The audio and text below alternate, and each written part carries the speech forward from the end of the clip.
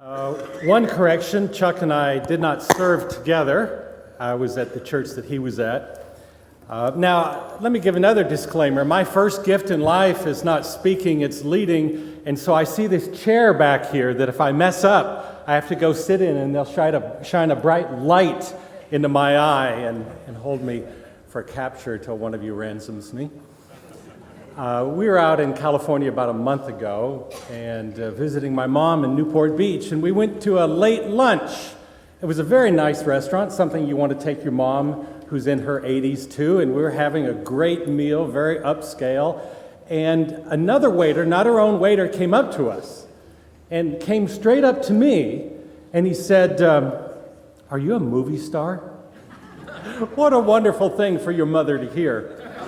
And I said, "Well, I don't think so." And then I looked around for the cameras. Maybe we were on candid camera. So I want to start off with you with a little bit of fun, and we're going to talk about just a couple of movies, just a minute or two, as it relates to you as a church leader. So as a church leader, your church swims in dangerous waters. There we go. Bright group. Love it. And how about this one? As a church leader, your ministry has joy, anger, sadness, fear, even disgust. Inside Out. Excellent. Good job there. Okay. Ready for a couple more? As a church leader, pre-Sunday jitters bring on This Ailment. Not exactly a recent film. Think of dancing. Think of Saturday Night Fever.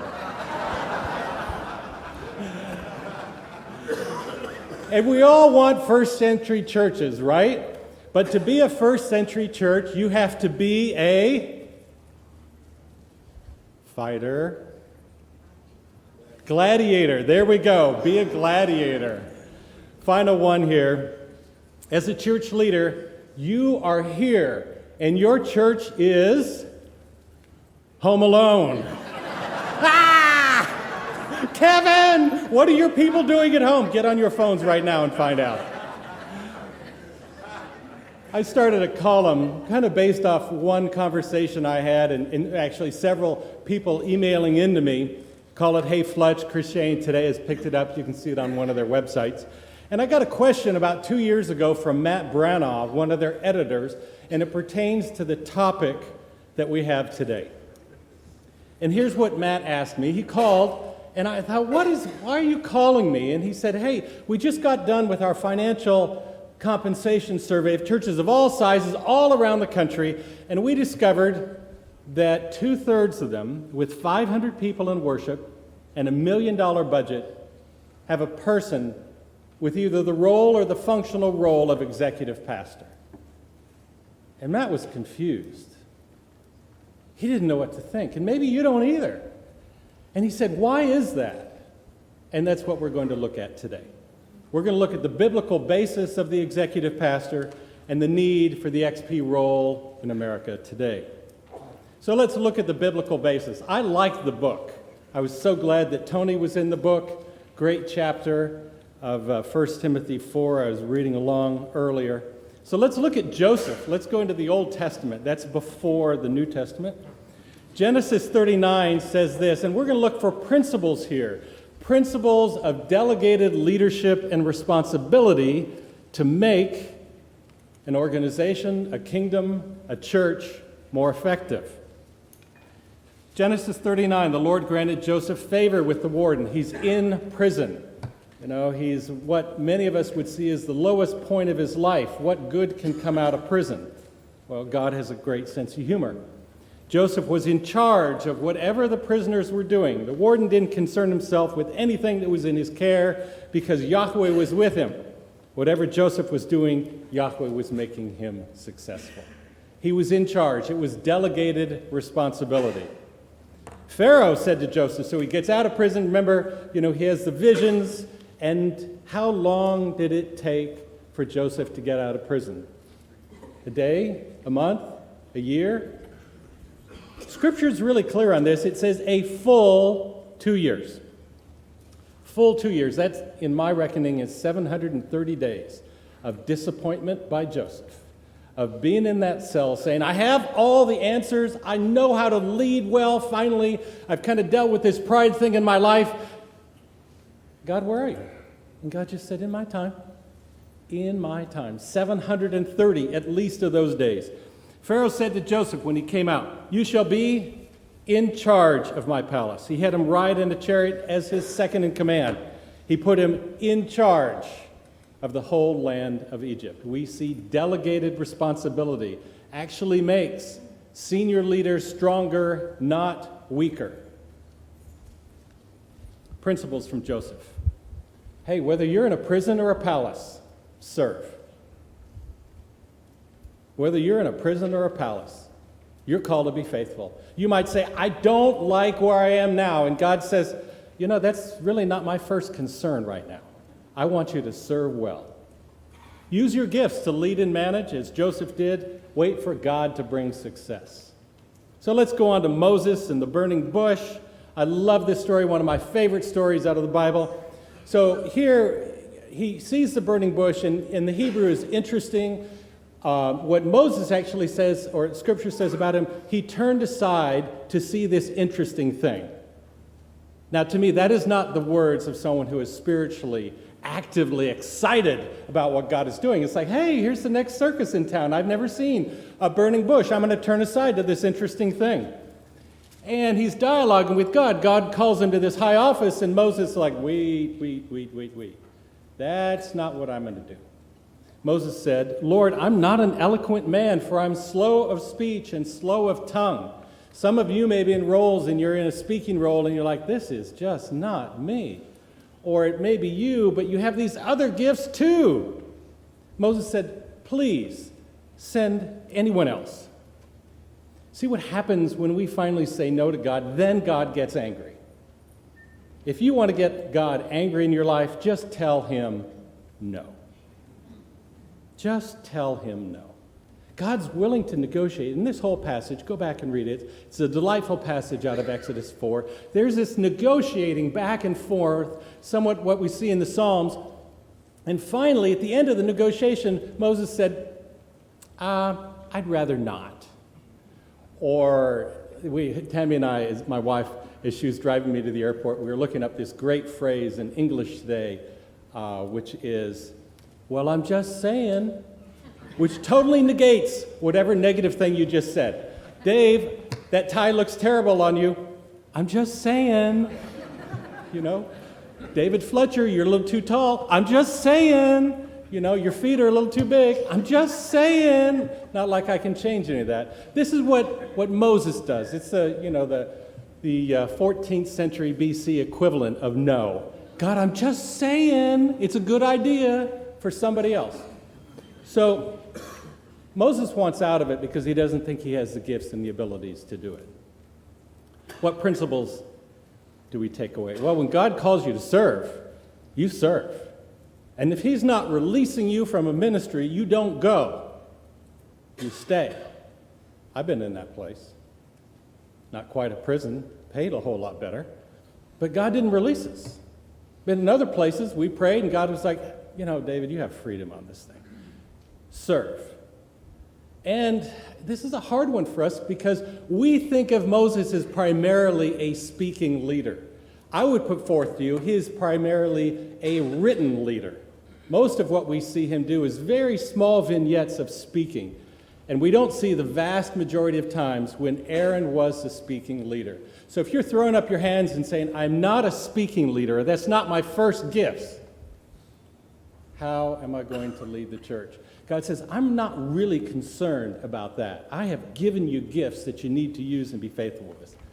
And then the final one, and this is free. This isn't pertaining really to the topic, but it's in the passage, so we might as well say it. You know, if you want to make God angry, just say no.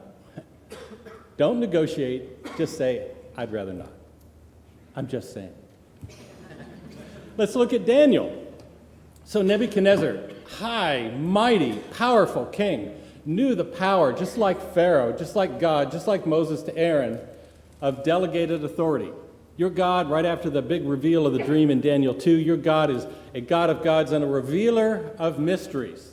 And he elevated Daniel to a high position. He granted him authority over the entire province of Babylon. At Daniel's request, the king appointed Meshach, Yorshak, and a bungalow over the administration of the province of Babylon. And I got to see how long I'm going here. I'm going until noon, right? 10:56. All right. Principles from Daniel. Receive delegated authority, then lead. Say, well, how can I not be the leader if I'm not absolutely the number one? Well, Scripture just has a lot of different models out there for leadership, and there's not enough models that we see in the New Testament to say that any one model is definitive. And then put trusted people into teams. If you want to die, if you want to get to that place where you're just saying no to God, be the sole leader in your church. Try and do it all yourself. It just doesn't happen. That leads us into the question of the need for the XP role in America today, which is getting back to Matt Brown, the editor of Christianity Today. David, we're seeing all this happen in churches that we thought this role was just in really big churches. You've been in those big churches, but we're seeing this happen in churches of all sizes. How is this thing happening? Well, as Dave mentioned, there's a history of titles. And really, for almost 2 millennia, we had one title for a pastor, and that title was pastor. The senior pastor title only gained currency in the 70s. So those of us who grew up in the 70s and beyond, we just think that's a normative title, right? It wasn't. And then this new title came around in about the year, really gained currency, was common all around the country about the year 2005, and that's executive pastor. But that doesn't answer the question, why? That only answers the question, is it really happening? Well, I'm putting all the points up here on the slide because the answer is the same to every issue. It's complexity in staffing. So in 1950, you might have 1 or 2 pastors on your staff. You're a really big church. You'd have a pastor and an associate pastor, a title that had currency for about 30 years and isn't as common as any longer. And then in the 70s, you might add a third, you might have a music minister, you might have a music pastor, a music director, and by the 80s, you might get into 4 staff people. But then what happened in the year 2000? Well, I was consulting with a church a couple of weeks ago, a wonderful church of about 900 people, and they have, between part-timers and full-timers, about 20 people on staff. And they're not that well heeled, but they use their money really well. But here's the problem. 20 people is a lot to manage. So think about your time, if you're a preaching pastor, to study preparation and delivery of great content in the light of Acts 6 is going to take you 15, 20, 25 hours a week. You just have to dig deep in the Word, and that takes time. I was talking to a senior pastor in Dallas, and he said, yeah, I spend about 15 hours a week in study preparation and delivery. And the chairman of the board was with him, and the chairman of the board is laughing, and he said, no, you don't. Let's just look at Sunday. What time do you get to the church on Sunday? 7 a.m. And they do 2 in the morning and 2 in the evening. And what time do you leave? Well, I leave about 8:30 p.m. That's 13 and a half work hours right there. And he said, Andy, you're putting in a good 25 to 30 hours a week just on the message. And then you work with the board. And then if you want to do a hospital visit. And then if you want to do any counseling. And then if you have staff to lead. And then if you have a building to lead. And then if you have a personal issue that you need to spend some time on. And then, oh, and by the way, biblically, you should be spending time with your family too. Why aren't you doing that? Complexity in staffing, complexity in regulations. So I left the chapel up in Ohio, wonderful church in Akron, about 8,000 folks there. And we did not have a security team on the campus when I left. We had about 6 policemen who helped, regulate foot traffic, and they were kind of the security. And so Jim Mitchell, the new XP, came down to the XP seminar, and they were talking about their security team. And I thought to myself, and I said, Jim was right there, and I'm looking at Tammy, and I said, was I remiss when I left 6 years ago that we didn't have better security at the church.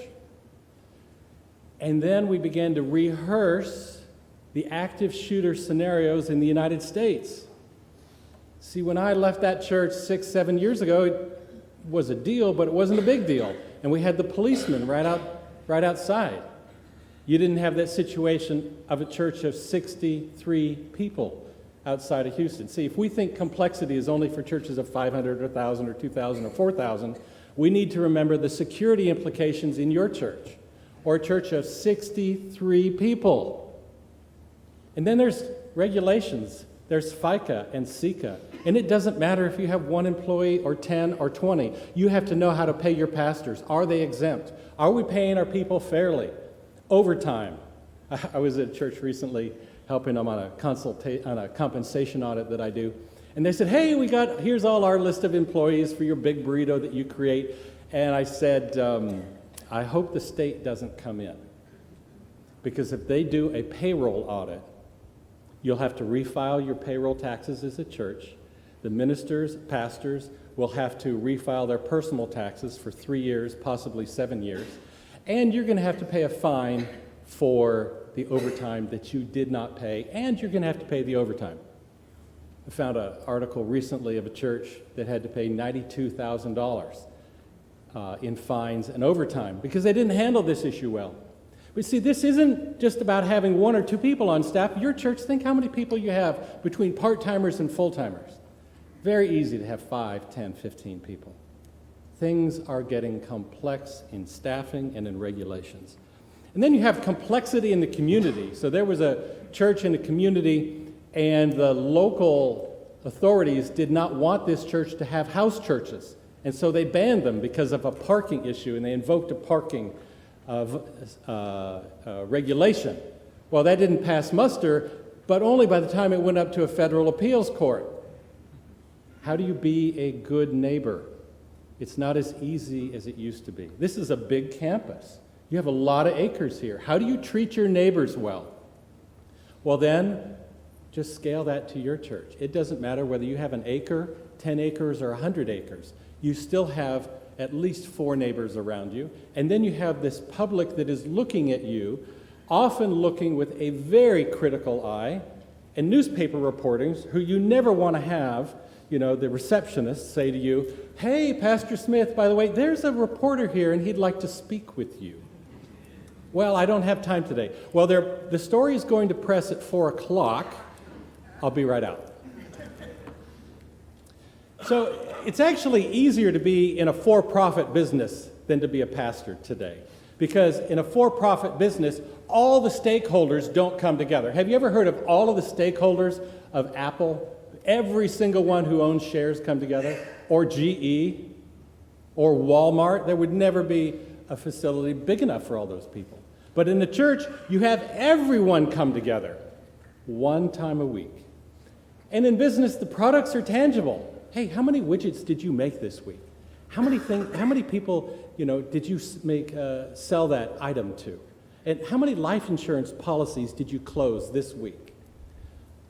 I don't want to use the word products, but what we help people grow in is often far less tangible, unless you want to count nickels and noses. But the problem with counting nickels and noses is this.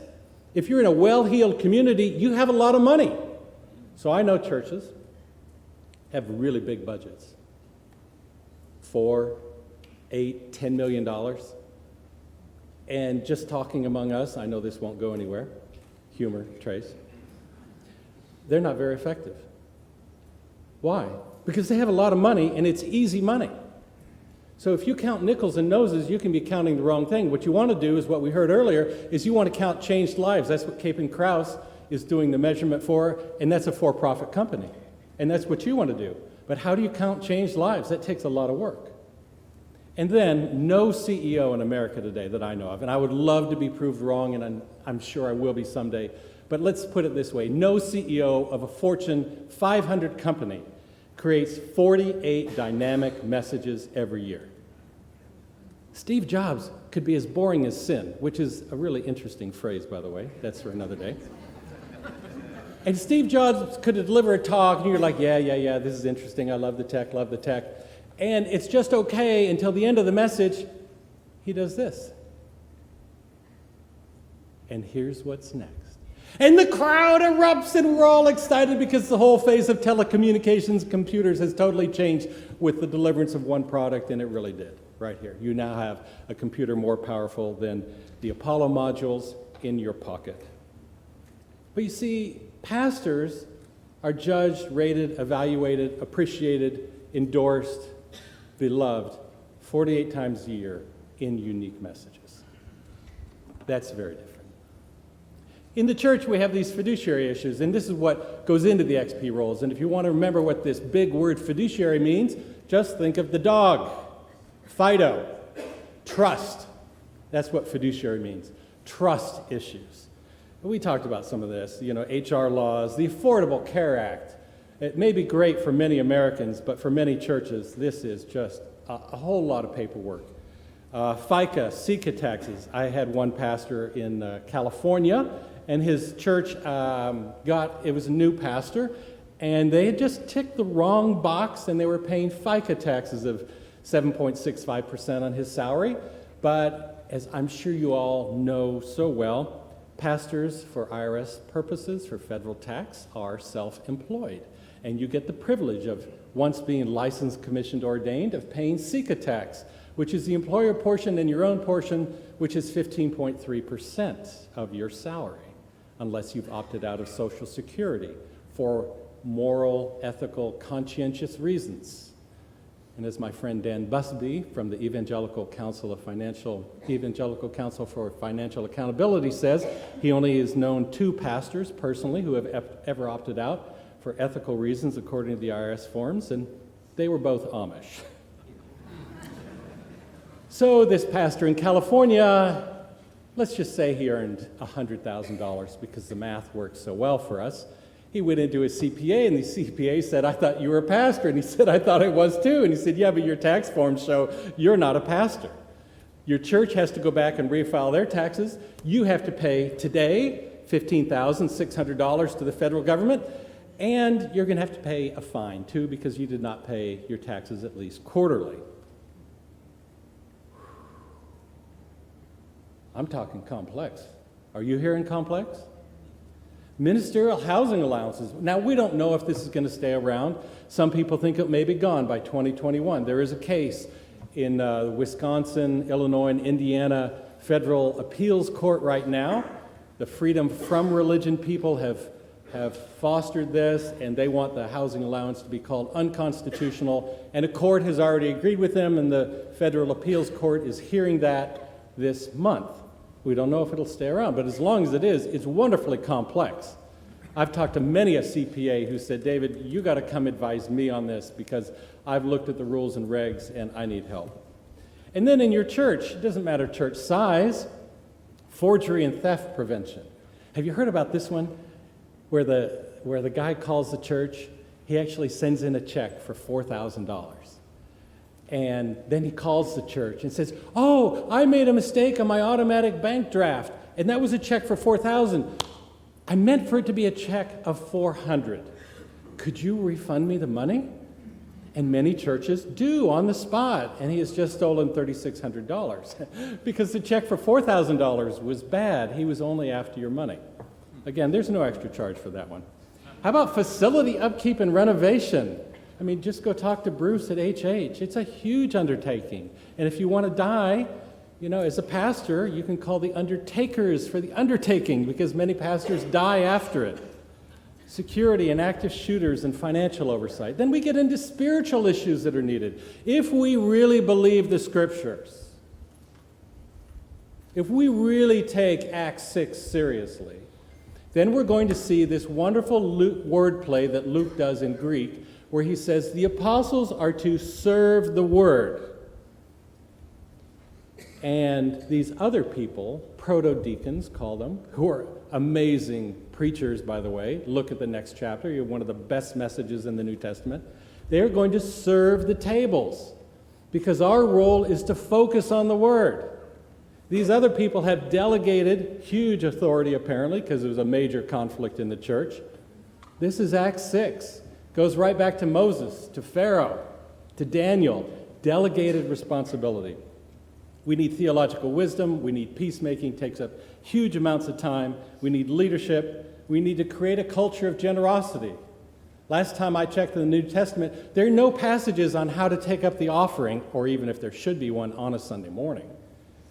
And then how to shepherd pastors, how to do ministry strategy. See, the problem is church staffs have grown, and that means this one solo senior leader needs to now shepherd and help guide these pastors. And we know leading pastors is like herding cats. So you have 3 different kinds of XPs. There's a beautiful article on Ex-Pastor. I wrote it myself. That will explain this far better. It's amazing how many times it's downloaded every day. It's very encouraging, but that will explain this. Here's a fellow, Peter Drucker, a Lutheran guy. If you haven't bought what I'm saying yet, and this is what he says about business.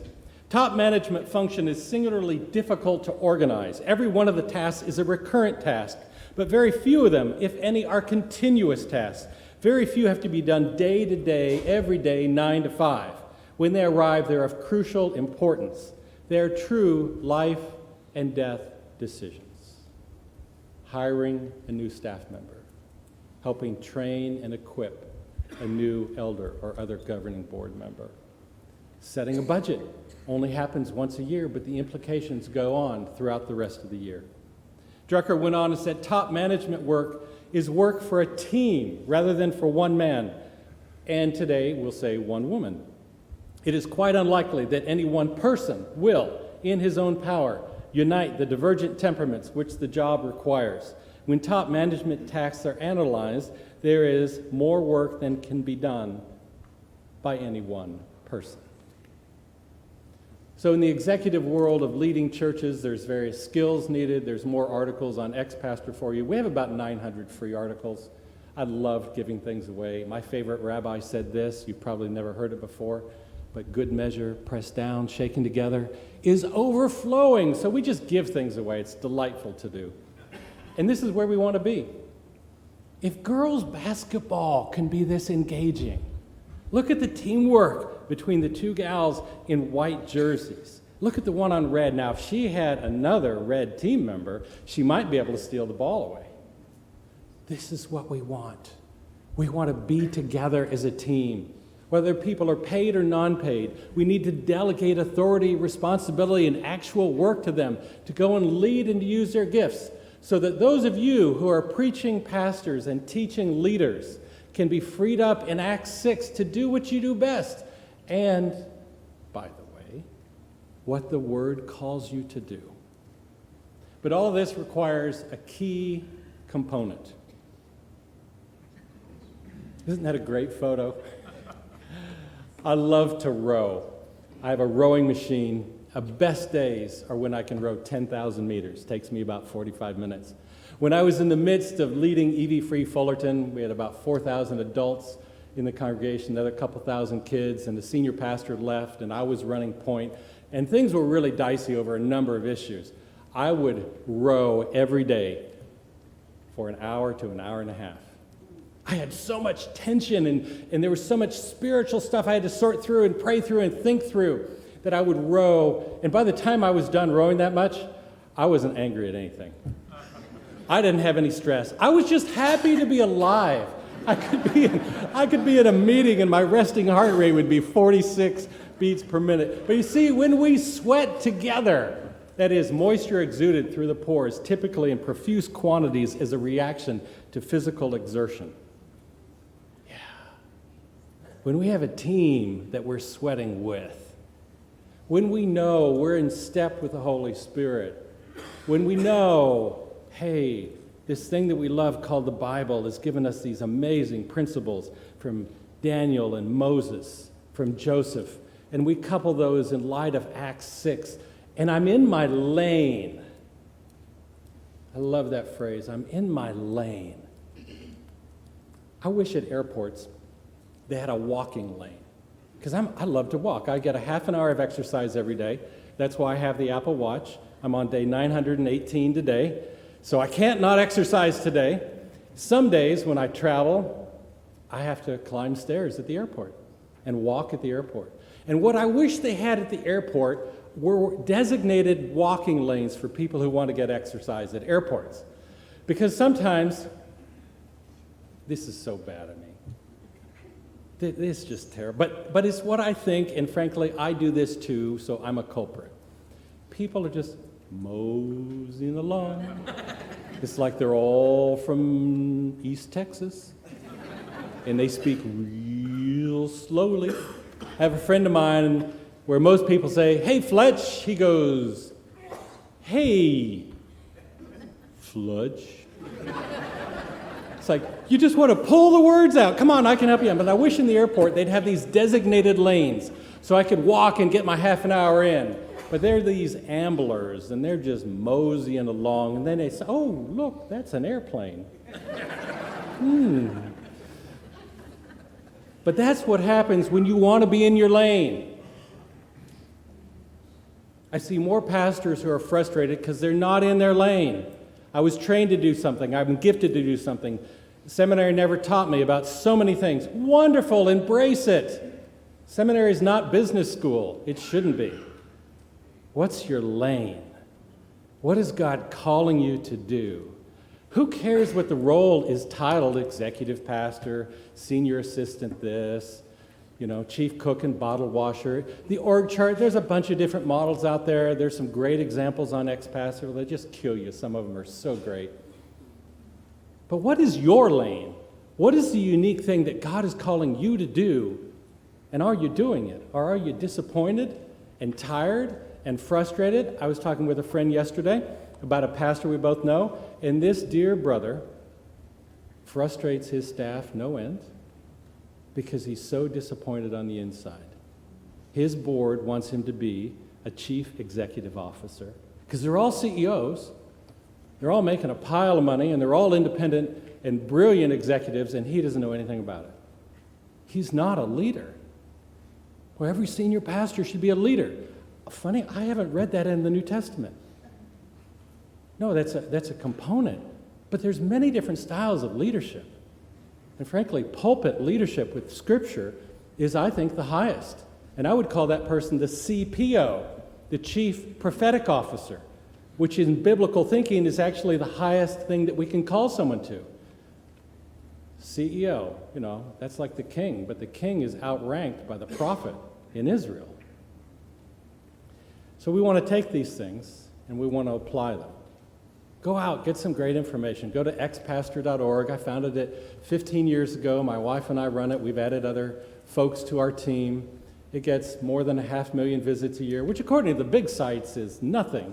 But for a micro-niche site just talking about leadership, it's an enormous draw. And we started when we were doing pastoral ministry because I love to give things away, what I'm learning. Good measure, pressed down, shaken together. It's just overflowing. So I was talking to a guy this morning. We didn't get to talk at the dinner last night. And he said, "Oh, David, I've been tracking your website for years. As a matter of fact, I took that indicator thing that you had, and we talked about that." See, that's good measure. That just is so exciting that I helped someone that I learned about 10 years later. You see, that's using your gifts. That's knowing what I am good at, not what you're good at, and then asking God, "God, look, make me faithful where I am with the gifts that you've given me. If I can't do it all in my job, then I'm going to do it after hours, and I'm just going to give it away." So I'll leave you with a question. Are you tired? It's a series of questions. We used to have a guy in Dallas who was a Unitarian preacher, and he'd come on the radio and he said, "I have a word for you today. And the word is," and then he'd give this huge long sentence. So I just did one of those. His word would be, "God loves you and wants you to have deep, meaningful, enriching lives no matter what you believe," or something like that. I loved it. It's like, where was the word? So I just did the very same thing, Dave. I said, I have one question. I have several questions. Are you tired? Are you frustrated? Is your church, your board, your congregation, your people, your spouse, your staff calling you to do things that as you look at it are just a frankly, a bad investment of your time, according to Acts 6? Have you taken measure of your life according to Acts 6? These people are going to serve the word. These people are going to serve the table. It's the same verb. You know, I just love it. It's the root where we get, it's the verbal form of where we get the noun, deacon, to serve, to minister. Both are equal. No job in the church is to be poo-pooed and put down. Oh, you only serve with little kids. Well, that's not very important. Oh, well, you only do this. I mean, that's what Paul talks about in the New Testament, about I'm an eye, you're a foot, you're a hand. But what are you called to do? And then take your job description and just go like this. Rip off the stuff that you are not called to do. Get a volunteer. Get a guy or gal retired in business to help you. Go hire someone to do the things that you are not called to do, because you will be frustrated and upset and burn out if you don't. It's great to be with you. Thank you.